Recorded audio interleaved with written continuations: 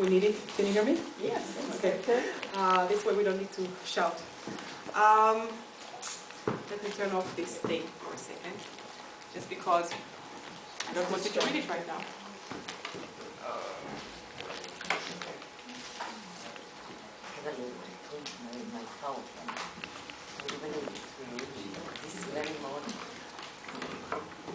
Okay, we're good. Welcome everybody. I'm really glad to see you here, and I really appreciate it that you came to see us over the game. I know that it's going to be a great game, but maybe even more so for us not watching it. I don't know. We have a fabulous panel here for you today. There is a sign-up sheet by the door. I will pass it around you later during the event, so if you want, please give us your name, your details, so we can keep in touch with you later. My name is Dalit. I will introduce briefly the speakers, and then each of them will speak for something like 15 minutes, and we will have some time later for Q&A, so please keep your questions until later, and then we will have some time to discuss our topics.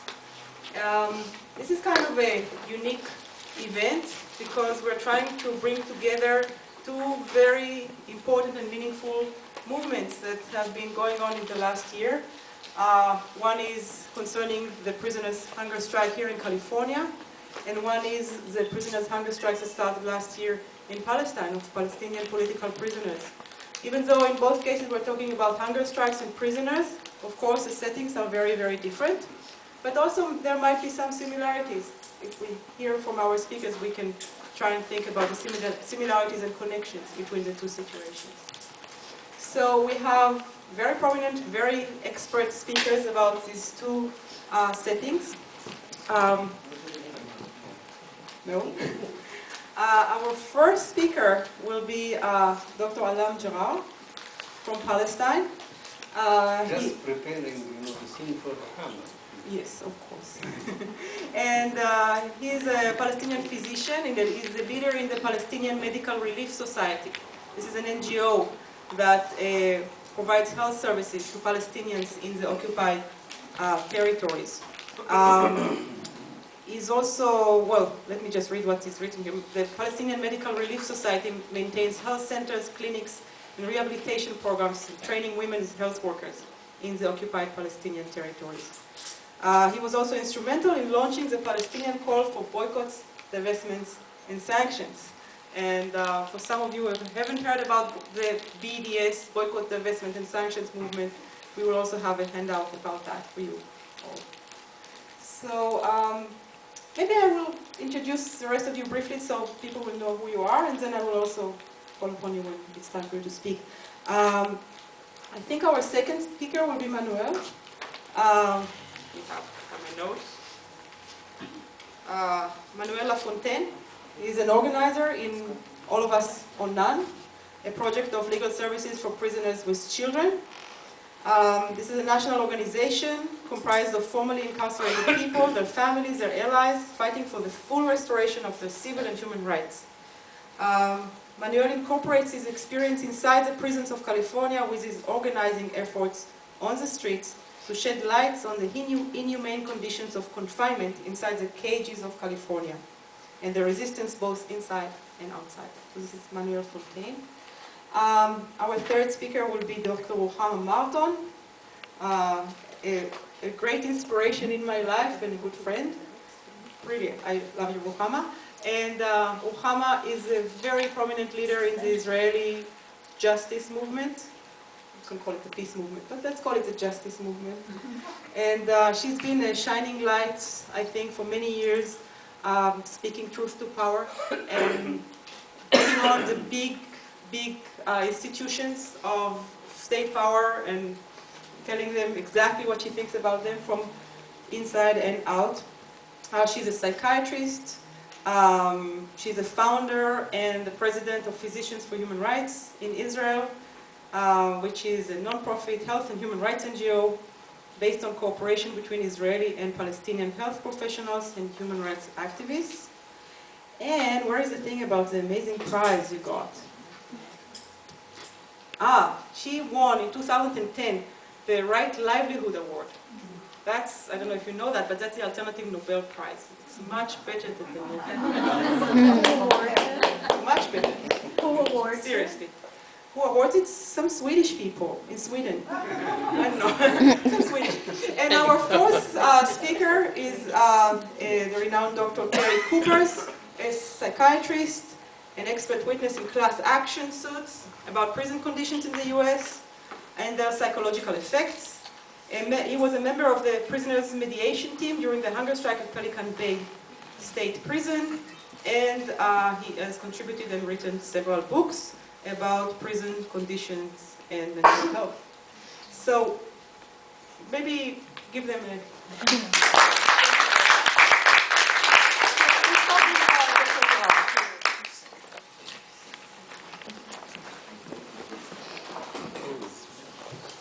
Thank you very much, and thank you very much for coming today to share with us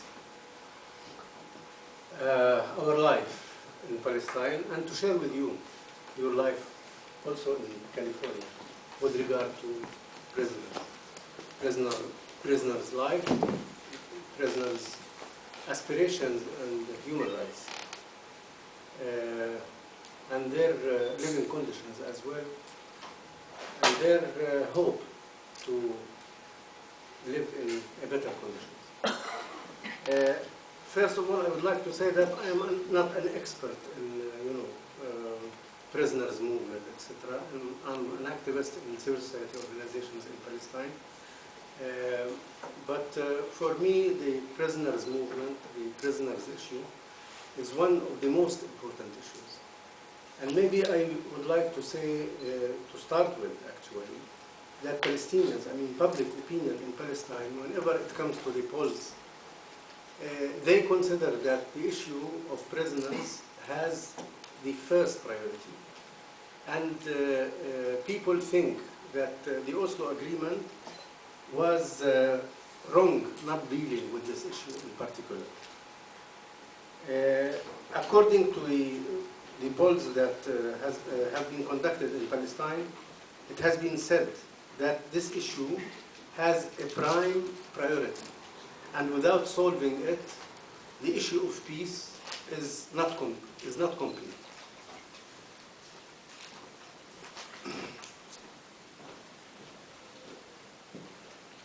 It's a matter of consciousness of the people. It represents the consciousness of Palestinians when it comes to the prisoners.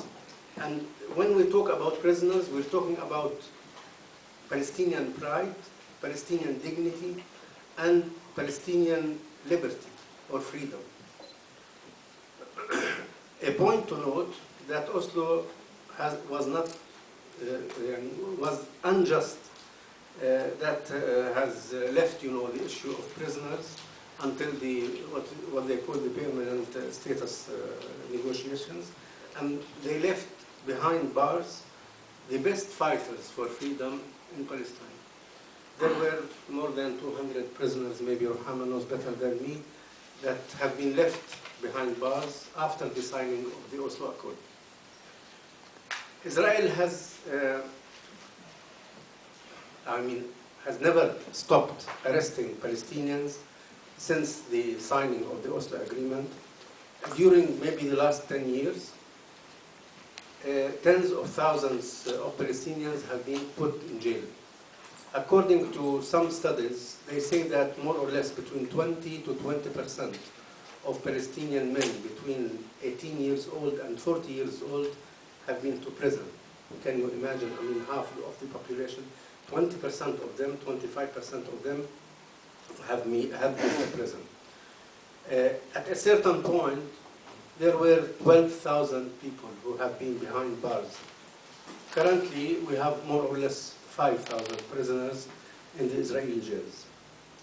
The conditions in which prisoners live is beyond any description. And I leave it also to Ruhama to talk about the violations of human rights with regard to treatment of prisoners in Israeli jails.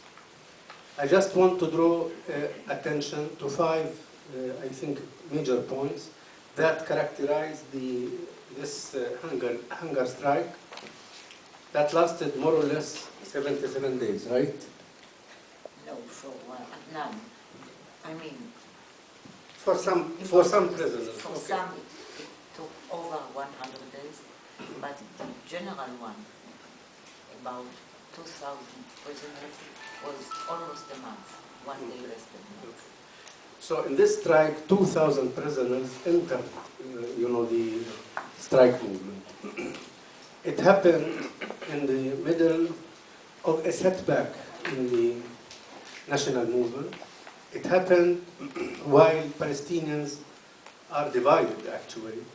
And what they did, they pulled the strength and they decided to enter, this kind of protest in the middle of a very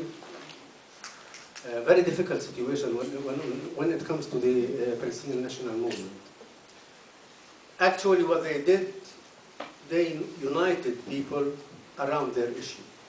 And the level of support that have been received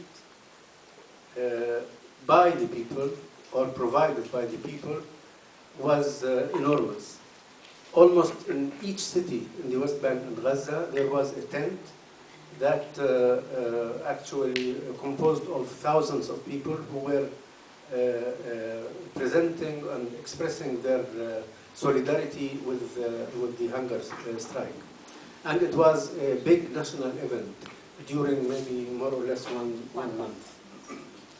It was just a heroic decision to take.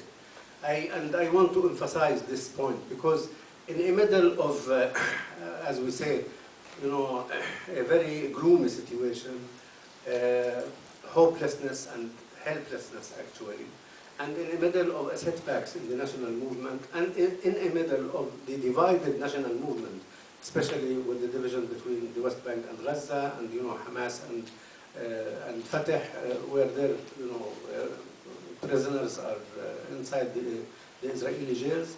To take such a decision, it wasn't an easy one.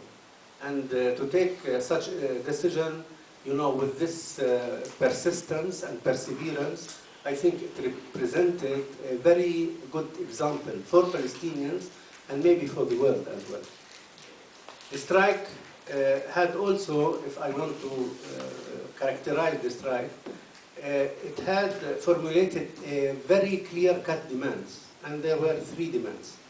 One is about the solitary confinement, because they used solitary confinement in order to chantage or to put pressure on prisoners. Second, the demand was about administrative detention. There were 338 something administrative detention prisoners. And when we talk about administrative detention prisoners, those who have been jailed without a trial, without a judge. It's just an order from the military commander in the area that put this person in a prison, and it's renewable. So the commander, the military commander, can order to have this person in jail maybe for 6 times, and each month, 6 months, the judge renewed. The judge can renew it without presenting any charges. Just they say it, they call it a secret file. So they bring the prisoner in front of the court. The judge will say, I have a secret file, and he will just sign the order to put the person another 6 months. And the last demand was the family visits, because they used family visits in order also to, put pressure on, political pressure on prisoners. The strike was able to, this is the third point, the strike was able to mobilize forces at the national level, and as I said, the level of solidarity was very high, and because of this communication that have been there between prisoners and the people outside, the prisoners were able to mobilize most of civil society organizations, the people at large, and political parties and groups. And at a certain period of time, despite the dispute inside the prison with regard to the strike, but everybody went in support for the strike.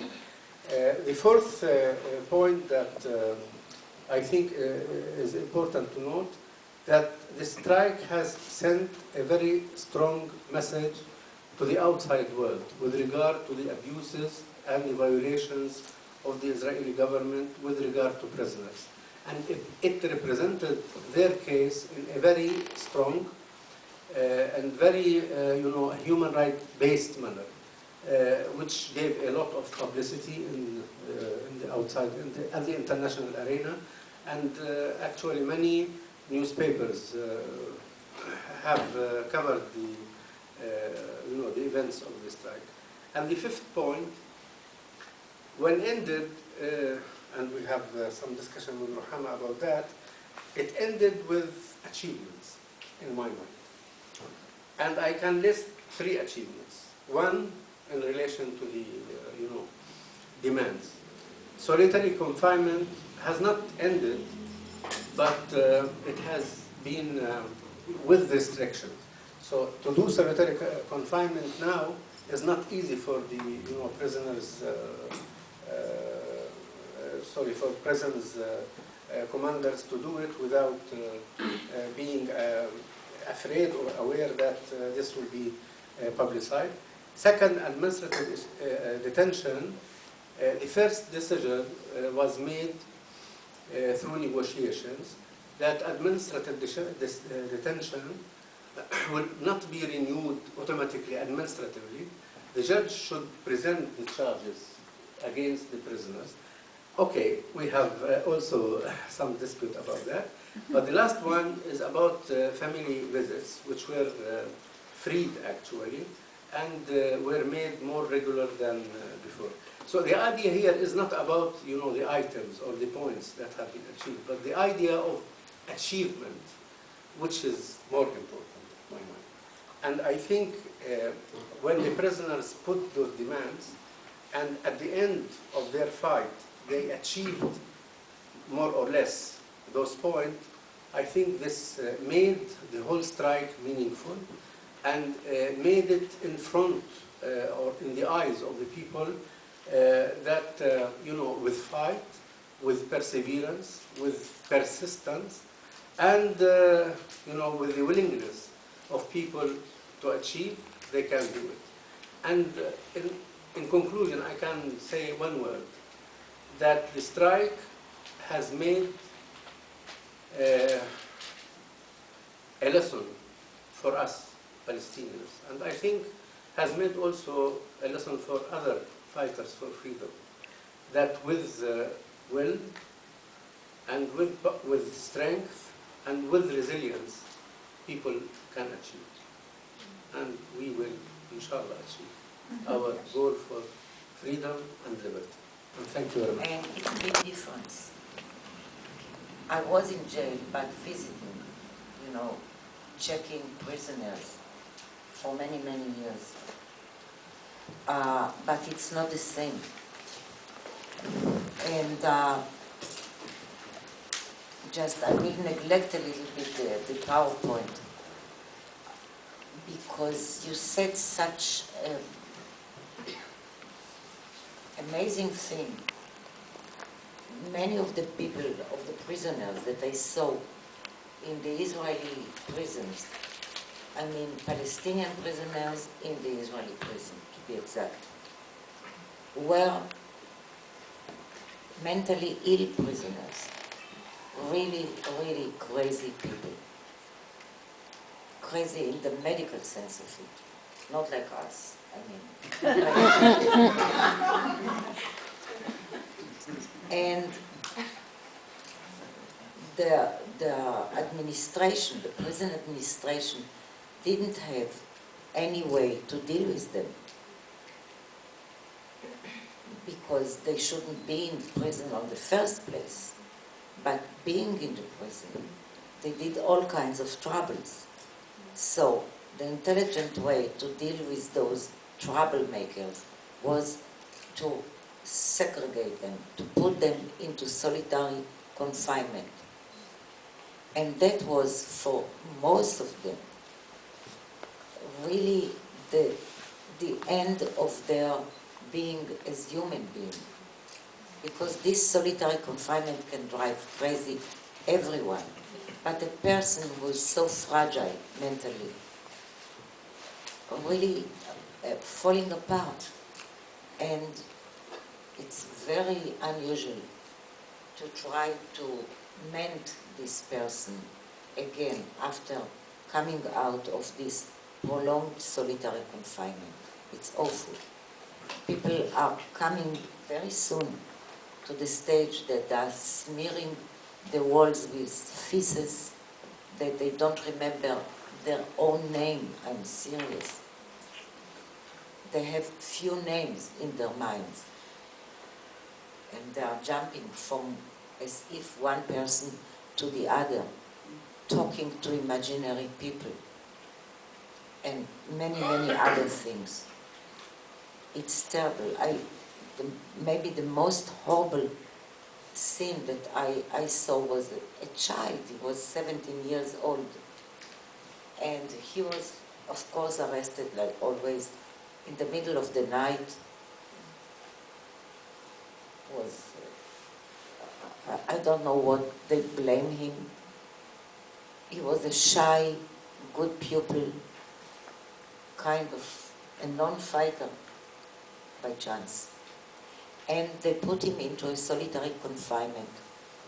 And also he was tortured for not a long time. After 4 weeks, his family called me, please visit our son, because when we visited him, his mother and father told me he didn't recognize us. So what's going on with him? So then it was easier from what it is today. I went to Farah jail, it's next to Nablus, and I managed to visit this boy. He was sitting there.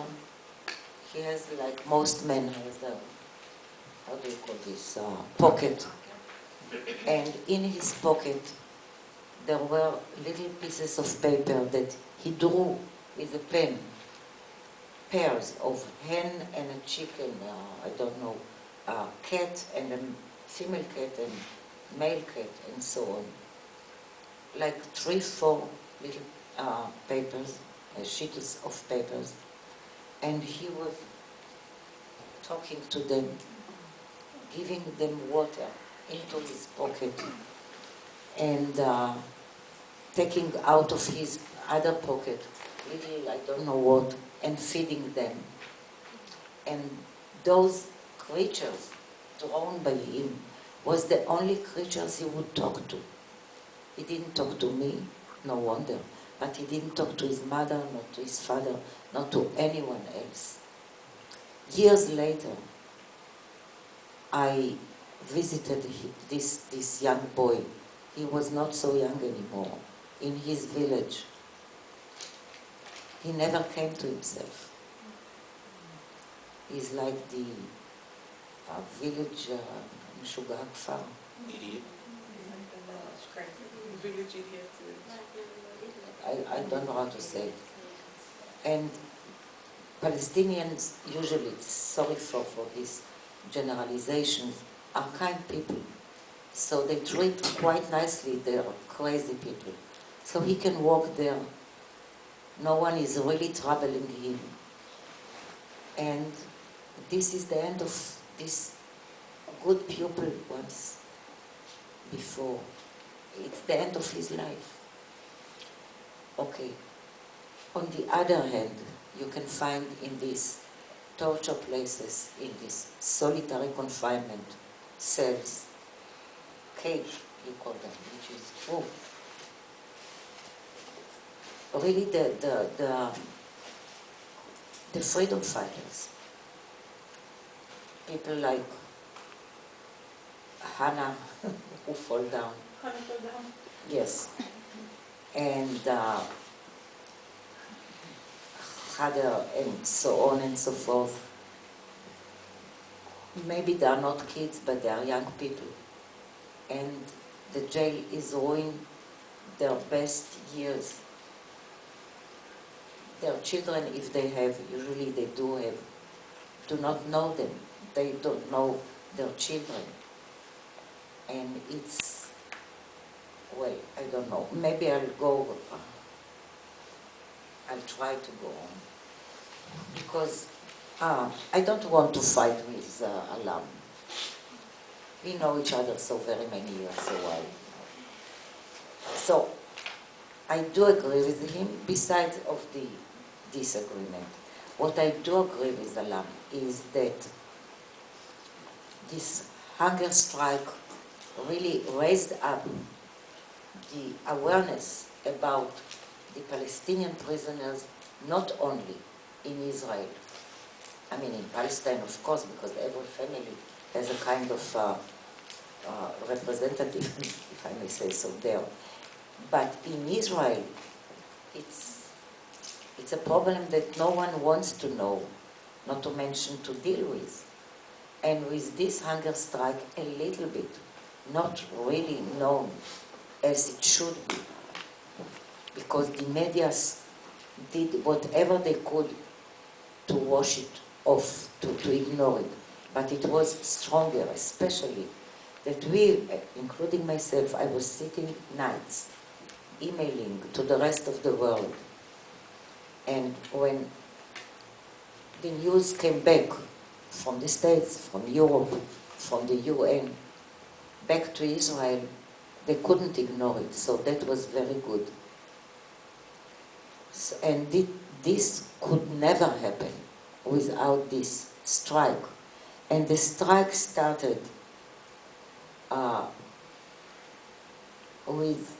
on December 18,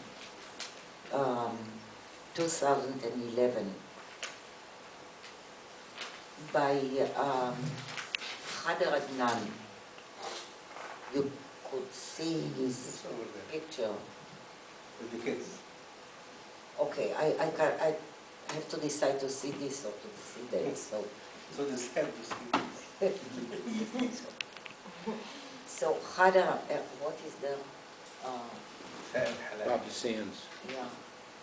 So this is a very nice piece. Read it, because my reading in English will be less good than yours.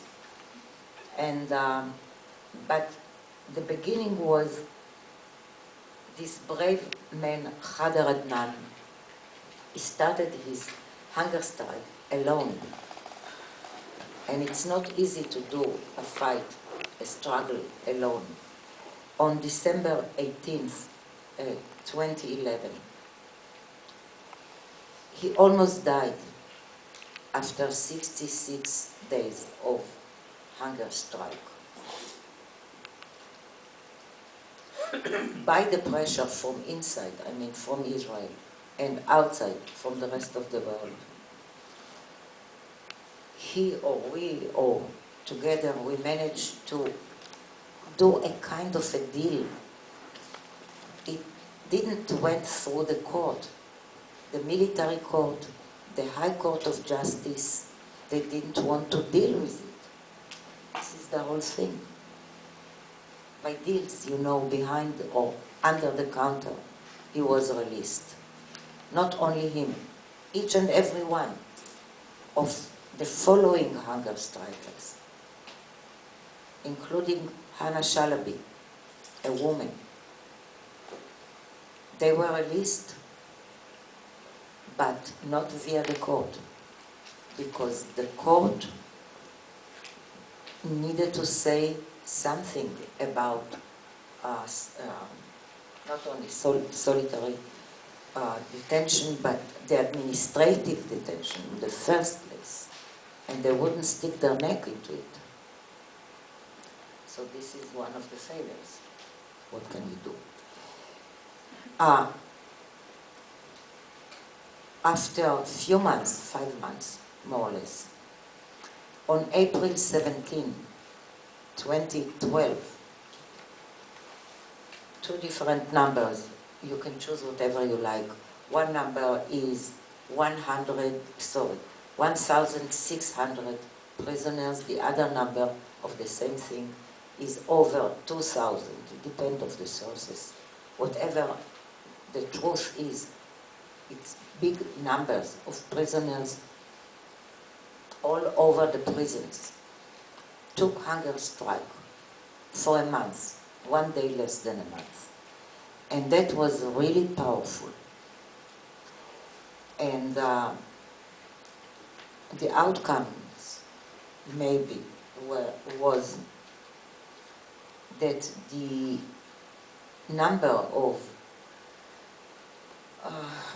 prisoners, administrative prisoners, went down from 322 in the beginning of 2012 by 1/3 to, where is the number?